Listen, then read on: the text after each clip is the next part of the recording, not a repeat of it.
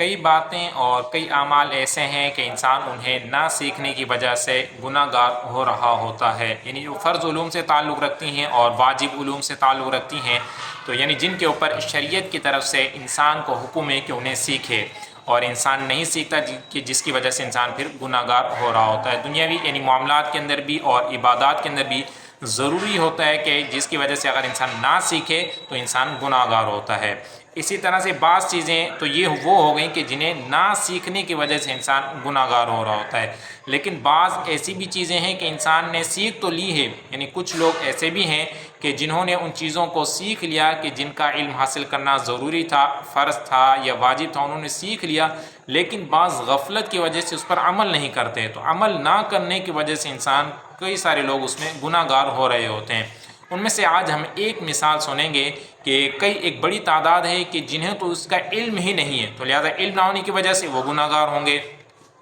اور دوسرے کچھ ایسے لوگ ہیں کہ جنہیں علم تو ہے، یعنی وہ معلوم تو ہے انہیں، لیکن اس پر عمل نہیں کرتے، تو لہذا اس وجہ سے بھی وہ لوگ گناہ گار ہو رہے ہوتے، تو دونوں طرح کے افراد اس بات پر عمل نہ کرنے کی وجہ سے وہ گناہ گار ہو رہے ہیں۔ وہ عمل کیا ہے؟ آج ہم ایک عمل جانیں گے،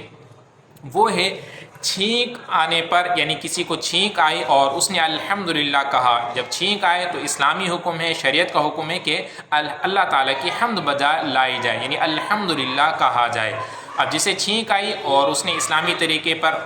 عمل کرتے ہوئے، سنت پر عمل کرتے ہوئے اس نے الحمدللہ کہا، تو اب جس نے سنا ہے اس پر واجب ہے کہ وہ یرحمک اللہ کہے، یعنی اتنی آواز سے کہے کہ دوسرا سن لے، تو اتنی آواز سے یرحمک اللہ کہنا واجب ہے۔ اب آپ غور کریں کہ ہو سکتا ہے کہ آپ میں سے بھی کئی ایسے حضرات ہوں کہ جنہیں پہلے یہ معلوم نہ ہو، تو آج یہ ذہن نشین کر لیں کہ جب بھی چھینک آئے تو سنت یہ ہے کہ الحمدللہ کہا جائے، اور جب جس نے سن لیا تو اس پر واجب ہوتا ہے کہ وہ جواباً، یعنی جواب کی نیت سے یرحمک اللہ کہے۔ یہ ایک طریقہ ہو گیا۔ اب اگر کسی کو معلوم تھا اور اس پر عمل نہیں کرتا تو وہ بھی آج سے نیت کر لیں، چونکہ جواب دینا واجب ہے، اور بلا عذر بغیر کسی وجہ کے اس کے اندر تاخیر کریں گے تو وہ بھی گناہ گار ہوں گے، جواب نہیں دیں گے تو تب بھی گناہ گار ہوں گے۔ تو لہٰذا جب آپ کو چھینک آئے تو سنت پر عمل کرتے ہوئے الحمدللہ الحمدللہ رب العالمین یہ کہہ لیا کریں، تاکہ سنت پر عمل ہو جائے، سنت کی نیت سے کہیں گے۔ اور پھر جن حضرات نے سنا یا کسی اور کو چھینک آئی اور اس نے الحمدللہ کہا، تو اب ہم پر لازم ہوگا کہ ہم جواباً یرحمک اللہ کہیں، تاکہ اس واجب پر ہمارا عمل ہو جائے۔ تو اگر کبھی بھی اس حوالے سے نہیں، یعنی سنا تھا اور علم تھا یا نہیں تھا، اور کسی نے حمد کہی تھی اور یرحمک اللہ آپ نے نہیں کہا، تو چونکہ واجب ہے تو اس کی وجہ سے واجب پر عمل نہ کرنے کی وجہ سے انسان گناہ گار بھی ہوتا ہے، تو اس سے توبہ بھی کرنی ہوگی اور آئندہ اس پر عمل کرنے کی بھی نیت کر لیجئے۔ دوسرا مسئلہ ہے کہ وضو اور غسل کے فرائض میں کیا فرق ہے۔ ایک فرق تو اس کے اندر جو دونوں کے اندر ہے وہ ہے کلی کرنے کا، کہ کلی کرنا اور ناک میں پانی چڑھانا، یعنی جو غسل کے 3 فرض ہیں ان میں جو پہلا فرض ہے کلی کرنا اچھے طریقے سے، دوسرا فرض ہے ناک میں نرم ہڈی تک پانی چڑھانا، اور تیسرا پورے ظاہری بدن پر اس طرح سے پانی بہانا کہ جسم کا کوئی حصہ خشک، جو ظاہری اعضاء میں سے کوئی حصہ خشک نہ رہ جائے۔ تو یہ غسل کے 3 فرض ہیں، یعنی انسان جب ناپاک ہو جائے تو پاک ہونے کے لیے یعنی یوں کہہ سکتے ہیں کہ 3 کام ہیں، جب 3 کام کر لے گا تو انسان پھر پاک شمار ہوگا۔ نمبر 1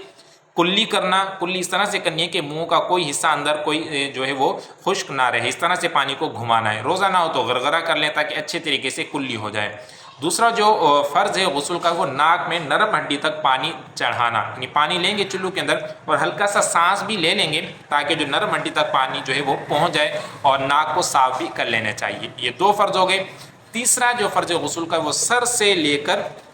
پاؤں کے تلووں تک یہ پورے ظاہری بدن پر اچھے طریقے سے پانی بہانا ہے کہ کوئی بھی حصہ ہمارا بال برابر خشک نہ رہ جائے۔ اور جو وضو کے ہیں وہ 4 فرائض ہیں۔ سب سے پہلا فرض ہے چہرہ دھونا، دوسرا ہے دونوں ہاتھ کوہنیوں سمیت دھونا، یعنی کوہنیاں بھی اس کے اندر شامل ہیں، اور تیسرا فرض ہے چوتھائی سر کا مسح کرنا، کہ اگر ہم سر کے 4 حصے کریں تو اس کے ایک حصے کا مسح کرنا یہ فرض ہے، چوتھائی سر کا مسح کرنا فرض ہے اور پورے سر کا مسح کرنا یہ سنت ہے۔ اور چوتھا اور آخری فرض وضو کا ہے وہ دونوں پاؤں ٹخنوں سمیت دھونے، یعنی ٹخنے بھی اس کے اندر شامل ہیں، تو یہ وضو کے 4 فرائض ہیں۔ اب دونوں کے اندر جو تھوڑا سا فرق ہے، جیسے اگر غسل کے اندر ہم دیکھیں تو کلی کرنا اور ناک میں پانی چڑھانا یہ غسل کے اندر فرض ہیں کہ اگر کسی شخص نے صرف پورے جسم پہ نہا لیا، صابن بھی لگا لیا، شیمپو بھی لگا لیا، سب کچھ کر لیا، لیکن ناک میں پانی نہیں چڑھایا اور کلی نہیں کی تو اس کا غسل نہیں اترے گا اور وہ ناپاک ہی رہے گا، نماز پڑھے گا تو نماز نہیں ہوگی، مسجد میں آئے گا تو گناہ گار ہوگا، چونکہ ناپاک اور ناپاکی کی حالت میں مسجد میں آنا یہ بھی گناہ شمار ہوتا ہے، تو لہذا ناپاکی کی حالت میں مسجد کے اندر آنے کی بھی اجازت نہیں ہے۔ تو کلی کرنا اور ناک میں پانی چڑھانا غسل کے اندر یہ فرض ہیں، البتہ یہی دونوں کام وضو کے اندر یہ پھر سنت ہیں اور سنت مؤکدہ ہیں، یعنی اس وضو کے اندر بھی ان کاموں کو کرنا ضروری ہے۔